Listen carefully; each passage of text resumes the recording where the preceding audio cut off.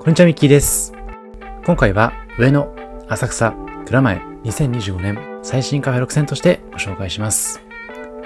上野から浅草、そして蔵前へ、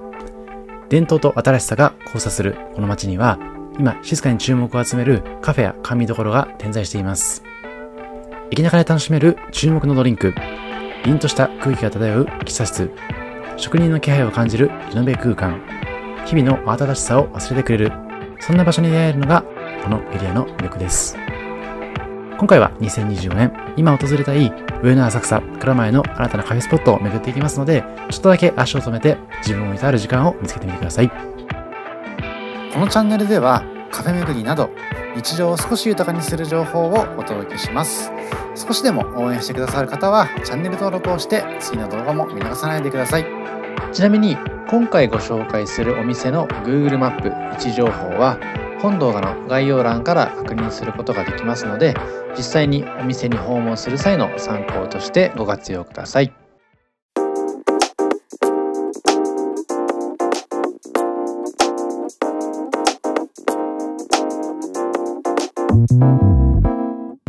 まずはじめにご紹介しますのは上野駅の中にありますコーヒー&バー G2 蔵前エキュート上野店です。可愛い熊ボトルに癒されながら本格的なコーヒーも楽しめるカフェ、そんなカフェがエキュート上野の中に誕生しました。以前に私の蔵前編の動画でもご紹介しています人気カフェ G2 蔵前、もっと気軽にもっと楽しく特別なコーヒーを楽しんでほしい、そんな思いから誕生しましたスペシャリティコーヒーの専門店です。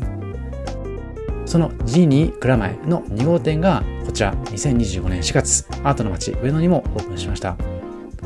JR 上野駅の中にありますので、普段使いにも公園や美術館に行く時にも便利です。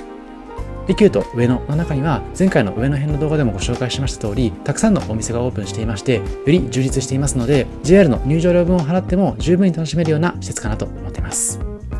さて、そんな G2 さん、お店の外は白をベースにしたシンプルで上質なデザイン、中に入りますと白い壁と木の椅子やテーブルが並び、自然なぬくもりを感じることができるような落ち着いた雰囲気です。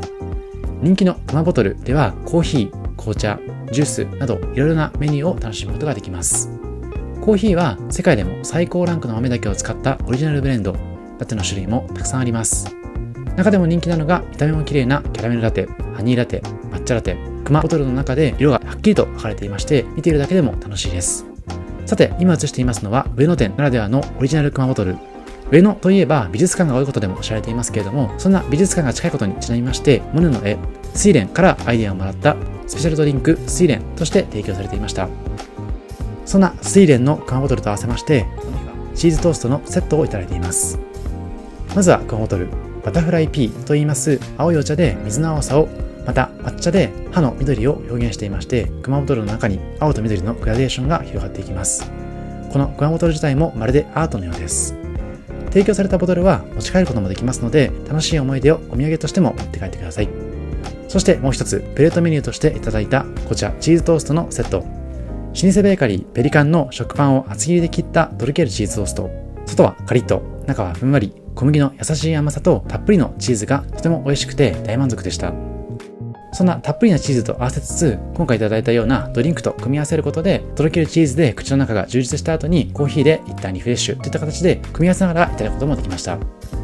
加えてプレートメニューということもありまして、サラダがついてきますので、そういった付け合わせもとても嬉しかったです。他にもスイーツ系もおすすめ。クリームチーズがたっぷり入ったコクのあるチーズケーキ、国産小麦とバターを使ったミニデニッシュロールなどありますので、ぜひそちらも確認してみてほしいです。またご覧のようなペリカンの食パンを使ったとろけるチーズトースト以外にも贅沢卵サンドなどの提供もありますので、気になったらそちらも注文してみてほしいです。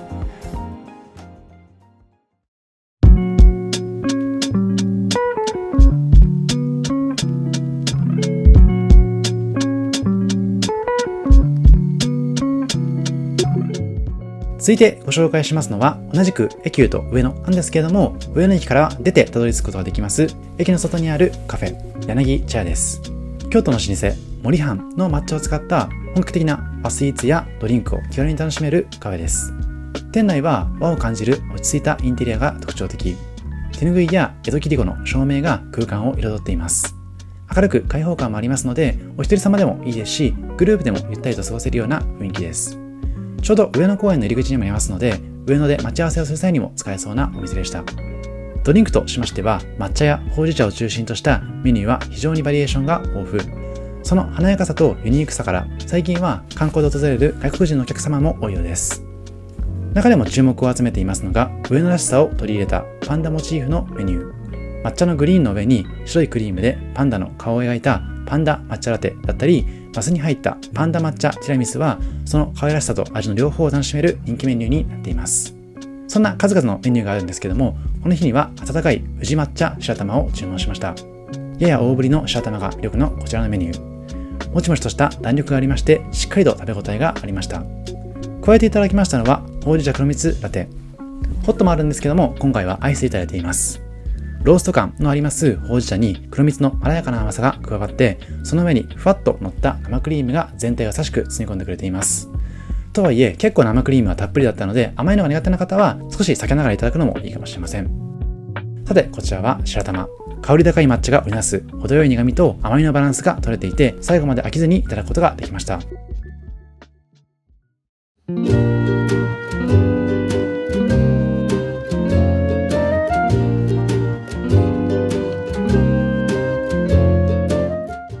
続いては場所を浅草に移しまして、2025年5月にオープンしたばかりのお店、雷カフェのご紹介です。和の趣を感じさせるスイーツと落ち着いた空間が魅力のカフェ。観光の合間に立ち寄るのに最適なロケーションになっていますので、地元の方々から観光客まで幅広い層に親しまれています。店頭で特徴的なのは骨董品をはじめとした販売。外国の方はもちろんのこと、日本人の方でもそのクオリティだったりとか、本物だからこその値段に圧倒されるかなと思います。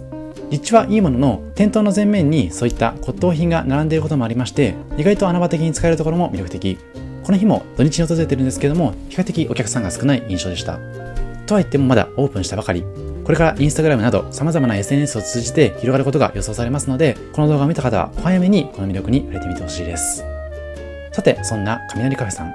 席の数も比較的多くて Wi-Fi も通っています。そして何といってもお店の看板メニューでありますどら焼きを楽しむことができまして、そのどら焼きも創作スイーツとして様々なメニューが展開されていますので、ぜひドリンクと一緒に合わせていただいてみてほしいです。混雑の状況にもよるようですが、店内、外のベンチ席ともに動物のお客様もご案内可能とのこと。ペット連れでも訪れることができます。また店頭販売のどら焼きは持ち歩きも対応。毎日店内で手作りしているこだわりのどら焼きになっていますので、ぜひそちらも注目してみてほしいです。そして店内も様々な和の空間に包まれていますので、どら焼きだったり、今回ご紹介するかき氷も合わせて様々なアングルから映える写真を撮ってみてほしいです。そしてドリンクも幅広くラインナップ。今回はクリームソーダ系のフロートメニューをいただいているんですけども、コーヒーメニューだったりとか、他のソフトドリンクも充実していました。さて、こちらが今回いただきました3種あんのどらケーキ、抹茶モンブランどら焼き、加えてピーチフロートとクリームソーダをいただいています。ピーチフロートやクリームソーダは基本的には単品で用意されているんですけども、例えばどら焼きのセットにプラス100円することでいただくことができますので、せっかくなのでプラス100円してセットでいただくのもいいかもしれません。さて、ここからは注目のどら焼きのご紹介。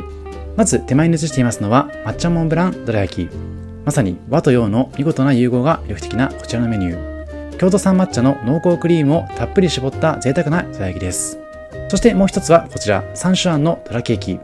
見た目にも美しいまるで洋菓子のようなどら焼き。栗あん、安納芋あん、紫芋あんを使用してそれぞれのあんの個性がしっかりと感じられます。さて少しお話戻りまして、抹茶モンブランどら焼きについて掘り下げ。こちらは切っていただきますと小豆あんととろける求肥が隠れていまして、上質な甘さと抹茶好きにはたまらない一品です。ぜひ切り口も含めて写真に収めてほしいです。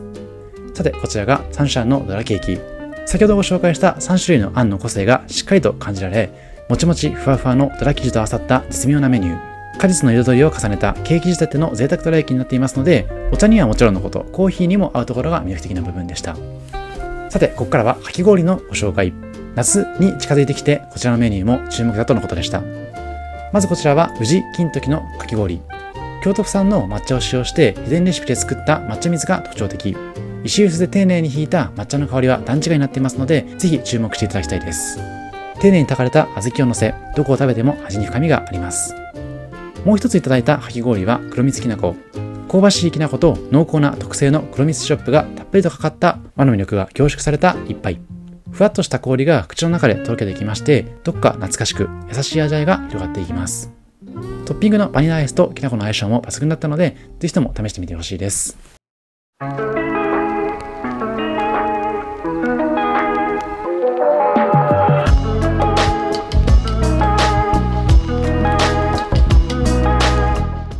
続いてご紹介しますのは千一さん。こちらは2024年3月にオープンした注目の隠れ家カフェです。浅草千族の住宅街にあるこちらのお店、静かな通りにありながらひっそりと佇んでいる居心地のいい雰囲気のカフェです。店名の通り、どこか静謐を感じさせるような落ち着いた空間。通常は店内にお客さんが多いことも多いので撮影はできないことが多いようなんですけども、今回はタイミングよくお客さんがあまりいらっしゃらなかったので特別に撮影させていただきました。白い部屋に囲まれた小さな外観が目印。店内には木のぬくもりを感じるカウンター席とテーブル席が並んでいます。インテリアの一つ一つに店主さんのセンスが光っていますので、そういったところにも注目してみてほしいです。料理はパンとデリ、季節の野菜を使ったベジタリアン対応のメニューが中心。どの一皿にも素材へのこだわりが詰まっています。そしてコーヒー好き必見なコーヒーメニューも大注目。ハンドドリップで丁寧に入れるコーヒーはもちろんのこと、豆の選定からこだわった一杯はご覧のようなエスプレッソ系のメニューでも十分に美味しい一杯。ラテアートも素敵に入れていただきましたし、先ほど申し上げました通り、カトラリーやコーヒーカップ含めて味を感じるような空間になっています。個人的に推したいのがこちら、ゴルゴンゾーラのパングラタン。事前にインスタグラムでも拝見してたんですけれども、とても美味しそうだったので今回カフェタイムに注文しています。パンの上にはチーズがこぼれるほどたっぷりとかかって、その上に蜂蜜、さらにブラックペッパーを一振り。甘さと塩気、そこにピリッとした辛みが加わってバランスの取れた味わいになっていました。小ぶりなサイズながら満足感たっぷりな一品になっていますので、小腹が空いた時にぜひとも注文していただきたいような一品です。こちらで提供されるメニューは使用する食材にも気配りがありまして、グラスフェッドビーフをはじめ卵を使わないマヨネーズなど体に優しいものがたくさんありますので、健康重視の方にもお勧めできる店舗でした。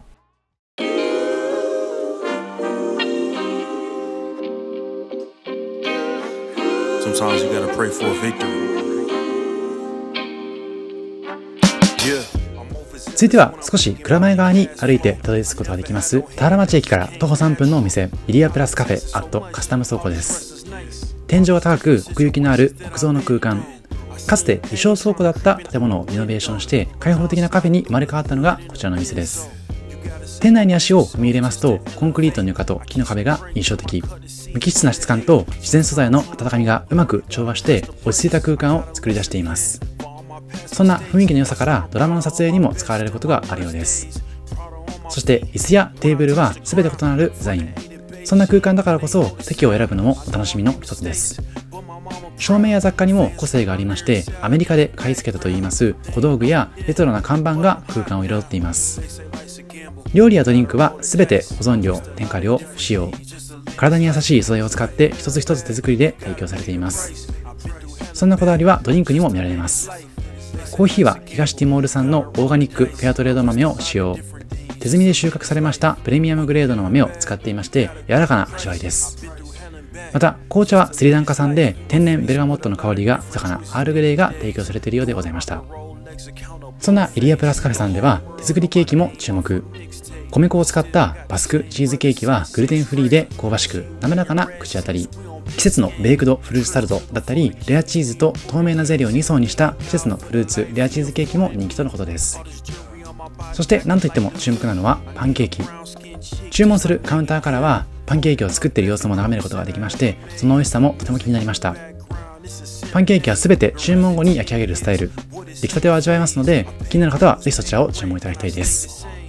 定番のチョコバナナや季節の果物を使ったもののほか、モッツァレラチーズを乗せたお食事系のパンケーキも提供されていました。一方でこの日に注文しましたのは白玉と粒あんバターのフレンチトーストサンド。加えてセットで自家製メロンシロップのクリームソーダをいただいています。インスタグラムでも気になっていましたこちらのフレンチトーストサンド。トーストには粒あん、バター、白玉が挟まれていまして、見た目にもボリュームがありました。そんな一品は甘さと塩気のバランスが良く、白玉のもちっとした食感も印象的でした。加えていただいたクリームソーダは自家製シロップを使っている一品。バニラソースの白、透明なソーダ、そして深い緑のメロンシロップのコントラストも美しかったです。混ぜながら飲むことで色の変化も楽しめます。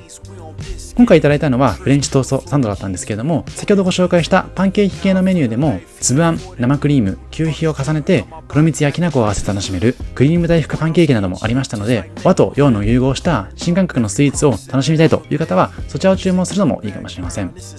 またご飯系のメニューもありまして、玄米や赤米入りのドリア、ルーロンハンなど様々なメニューもあるようだったので、しょっぱい系のメニューをいただきたい方にもおすすめでした。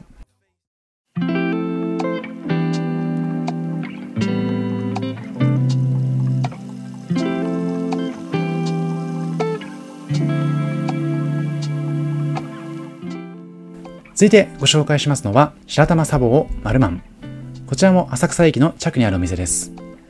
東京スカイツリーと隅田川を望む静かな立地に佇みます白玉茶房マルマン。手作りの白玉と和スイーツをゆっくりと味わえるような癒しの空間です。最近では外国人観光客の方々に大人気で、いつも賑わいを見せているようです。ビルの2階へと続いていく階段の前には看板も立てかけていますので、もしかすると隅田川沿いを散歩している中で見つけたことがある方もいるかもしれません。実際に私もこの日はふらっとそんな看板を見つけて訪れました。店名に白玉が含まれています通り、このお店の看板メニューは注文を受けてから一つ一つ丁寧に手作りされる白玉。中でも人気なのは抹茶白玉あんみつとのことでした。そんな抹茶白玉あんみつは寒天、あんこ、アイス、季節のフルーツをたっぷりと盛り付けた一皿、仕上げに黒蜜がかかって美味しいとのことでした。一方でこの日はフルーツ白玉あんみつを注文してるんですけども、そちらのメニューは季節のフルーツを使った一品。季節のフルーツごとで値段も変わってきますので、入り口の看板を確認してから入店するのも良さそうです。さて、注文するあんみつではあんこをセレクトすることができます。粒あんかこしあんか選んでいただいてご注文ください。ちなみにお食事の際にいただいたこちらのお茶もたっぷりなみなみについていただきましたので、あんみつを食べながらセットでいただくことができました。さて、こちらがこの日に注文しましたフルーツ白玉あんみつ。フルーツ白玉あんみつではフルーツをもりもりに盛ってくれますので、満足すること間違いなし。たっぷり盛り付けることを大事にしているからこそ時間もかけて提供していただいているということでした。提供までには約30分から50分ほどかかってしまうことがあるんですけども、じっくりと流れる時間を感じながら楽しんでみてほしいです。ご覧のように東京スカイツリーを眺めることもできますので、浅草観光にはうってつけのお店だなと感じられました。なお、今回注文したほうじ茶以外にもコーヒーなども選べるようなので、お好みに応じてご注文ください。さて、今回の動画はここまで。今回のアフタートークではカメラを購入して Vlog を撮ってみようというテーマでお話ししていきます。さて、その前に上野浅草蔵前のラップアップ。やはり浅草、上野だったりは観光客に大人気のエリアです。とはいえ、新しいお店も誕生したりとか、意外と今回ご紹介したような穴場空間もあったりします。雑誌だったりのメディア系で紹介されることで人気のお店もありますけれども、こういった SNS を中心として今は様々な入手方法がありますので、意外と知られてないなと感じられるお店から巡っていただくと、確実に時間を大事にしながら訪れることができそうです。ぜひ参考にしていただければと思います。さて、ここからはアフタートーク。今回は Vlog 撮ってみませんかというご提案です。日常を少し豊かにするコンテンツとしてこのチャンネルでは動画をご紹介していますが、このチャンネルが好きな方はおそらく買い巡りをしたり日常を撮る中で Vlog 撮ってみると結構楽しめるかなと思います。さすがに YouTube 動画を作成するのは結構ハードルが高いんですけれども、例えばショート動画を作って Instagram で公開したりというところは個人の趣味としても楽しめるかなと思います。